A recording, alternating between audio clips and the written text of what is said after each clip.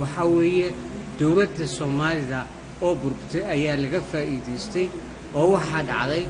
إن المركلية مقالي سفارة الصومالية إتقرن يصير ولا إيبيا سفارة عبد الرشيد وحيلها تاريخ آدو بلارة ما هين سفارة جر وحاهي سفارة آدوي مدحوينها كسو دقي شري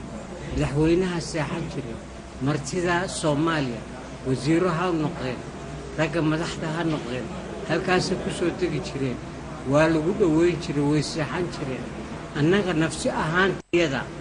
سفارة وانو تقي شري وحن الغمر تقادي شرتي maalmaha munaasabadaha maaragtay qaranka ee Soomaalida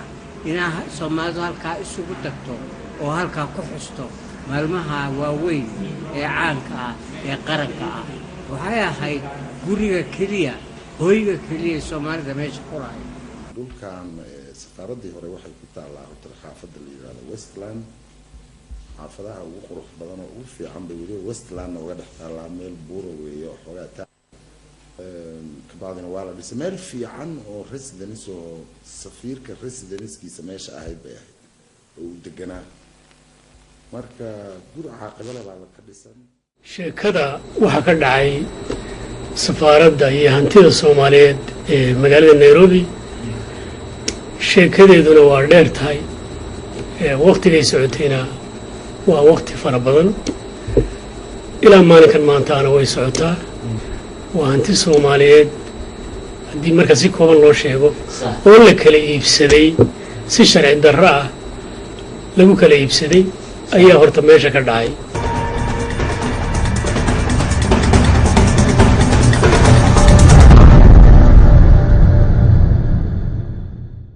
kun iyo 1994 war naxdin leh ayaa dhagaha dadkii Soomaaliyeed ee xilligaasi deganaa wadanka Kenya ku soo dhacayay kaas oo sheegaya in adduun aadkiisaba ku kooban 15 milyan oo shilinka Kenya ah dhismihii safaaradda Soomaaliya suuq madow lagaga iibiyay nin Hindiya oo la yiraahdo Suleymaan Raxmatullah Umar iyo haweenaydiisa oo lagu magacaabo صرينا سليمان رحمة الله مركا وحد على سفارة دي مركي دمري إنه صوبح ذي والإيدي وحانا اللي إيدي حلي غاس منكي أمباسدر كاها ودنكا كينيا دولة دي قدام بيسي أي صوت درستي محمد سياد برعي مركا سفارة ما هين وحس كير تدك الصوماليين رنهانتي aad ay ugu gilgisheen safaaradda la iibiyay arintiina waxa uu wareegtay markii dambe maxkamad in la iska weydiiyo see lagu gadi karaa safaaraddii dhulka Soomaalida ilaa safaaraddu markay noqoto safaarad dhulka waxaa markaa iska leh Soomaalida dawladda hataa Kenya ruqsad la'aan ma geli karto meesha safaaradda waa Soomaaliya لوكا وحو دول aad u weyn sa u sheegtay lukana waxa iibiyay dawladda Soomaaliyeed waxa dhacday in 94tii si qalad ah luka loo iibsaday loogana iibiyay nin Kenyan ah oo halka degan waxa dhacday in waagaas safaaradda shaqaale u shaqeynayay uuna saan anaga ku maqalnay waraaqa aan ku helnay in ninkii halka safaaradda Soomaaliyeed joogay uu dhulkaas iibsaday si qalad ku iibiyay taas laakiin waxa ka daran anaga sharafteeni ayaa meesha taalo oo aan aaminsanahay inay tahay mid dhulka lagu jiiday oo dhulkeeni si qalad loo iibsaday marka taas ayaa anaga noogu weyn waarna inaan soo celino waxa dhacday in gurigaas la wareejiyay oo lagu wareejiyay si musuqmaasuqnimo ah lagu wareejiyay ninka Hindiga sidaan og yahay safiirka asaga waxa toos ugu qaatay lacagta 10 milyan shanta kale waxa ahayd lacag oo maartay si musuqmaasuqaan loo qaybiyay oo maartay balista inay qolada balista u weyn la siiyay immigration-ka la siiyay oo wasaaradda arrimaha dhulkana la siiyay sabab mar antanida oo loo dhameeyo waati damac intuu galay qoladii hore ee laga iibiyay iyo ninkii safiirka ka ahaa beriga waxa la iibiyay 1994 baan maraynayaa uu iibsaday ninkan Hindiga ah iibsaday si xaq darrana waa loo iibiyay xaqna uma lahayn inuu iibiyo ninkaana waa ku dhiiraday inuu iibsado isagoo og intaasoo dhan laakiin wuxuu islahaa farsamaad u heli doontaa hadhowta aad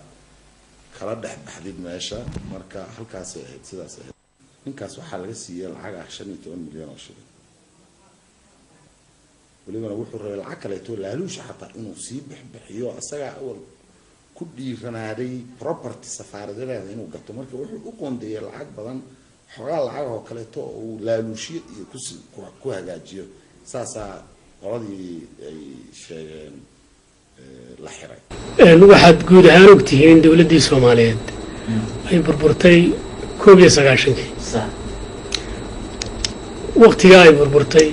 سفيرك الصومالي وجوه النيروبي وسيدا شيخ أحمد شيخ محمود بدل بوها مقدشين وقرابي هاي أنا بقول أن سي هيا سفارة دا أنا هذا أيضا أن يسند إن كلا ورجنتا يهل ورجنتا دولة دي أيها بربرتي سفير جيبوها قاستين ويسكسي شوفه نيروبي يسكنسي ده جنادو hantidii Soomaalidu lahayd ilaa iyo 3 sano iska deganaa meesha 94 ka dhamaadkiisii ayaa markaa waxa dhashay damac 3 qaybood ay wada leeyihiin oo ah safiirkii Soomaalida oo hal dhinaca nin Hindiya oo Hindi Kenyan ah oo baaymushtara iyo dad madaxa ama shakhsiyaad awood badan leh oo dalka Kenya ka tirsanaa saddexda group baa u heshiiyay oo istusaynay hantidan Soomaalidu lahayd inay iibsadaan waa lagu heshiiyay iibkii waa lagu heshiiyay beecii waa lagu heshiiyay in la kala wareego waa lagu heshiiyay in nidaamka dalka Kenya wax ku kala iibsada la mariyo ولا ويش الكسفارة يبصري واحد نقصه قارتي إن نك اللي يراهدو فاهية إيه نك اللي يراهدو مجلس محمد عمر آذن أياد وحاولت تجي نكي سفير كأها وحكير إنما يهو سفارة دي قريجة السفارة إنان إيبيان قرتي محي إذن لطه markii ay dhacday hawshaasi oo nimankaasi ay arkeen waxa noo yimid ninka la yiraahdo Ganda saan u malaynayo horta dibka jiray waxa weeye bariga Soomaalida joogta ma badnayn Soomaalidu hadday ku soo jabtay mooyaan ma badnayn Soomaalida markaa joogtay laakiin aad looga qiirooday waxaan markii ay noqotay booliisku inay yimaadeen oo wiilashii gurigii laga saaray markii safaaradda xafiiskeedii weynaa ee ku yaalay centerka magaalada oo markaa ijaaraha guri ijaara Soomaalidu ma lahayn nalaga soo raray ijaarkii bixin kari weynay qalabkii safaaradda iyo hawshii safaaradda khaasatan dhinaca qunsuliyadda waxaan soo rarnay dhinacan la kala iibsan doono annagu subax walba markaa halkaas aanu shaqo tagi jirnay oo ama wararka dalka kala socon jirnay oo aan isugu iman jirnay ku sheekaysan jirnay waxa markiiba noo muuqatay in niman Hindiya iyo niman socod badan oo shaki nagu dhaliyay ayaanu aragnay niman looyaro imanaya Hindi imanaysa gurigiyo lagu warwareegayo hantidiyo lagu warwareegayo shaki baa nagu dhaliyay shakiga ka bacdi safiirkii baan u yeernay aniga Maxamed Margaangi waxa meesha ka socda noo sheeg baan عبار هدو كور وريجي سكولون وضح هذا الله مركي دموها نوشين هنتذا أي إبتاعي يبكينا لقي شيء لعب هرمري سنة وقبوا وحوقايا انتي كلنا ودياري هين اللقاء بسنة وأنا صاحب كي بقول يصدق كنوا $1 قاعد هالليلي نتكين با شني اللي هنا كنوا $1 انت ساي انه افرق بسين وسد هذا الكسفير بنورنيه انت ساب الدوله الصوماليه فرق بسين انه واه انت انكو قرا ان قادن وان قيبسن halkaas aan ku ogaanay marka inuu iibkaasi rasmi yahay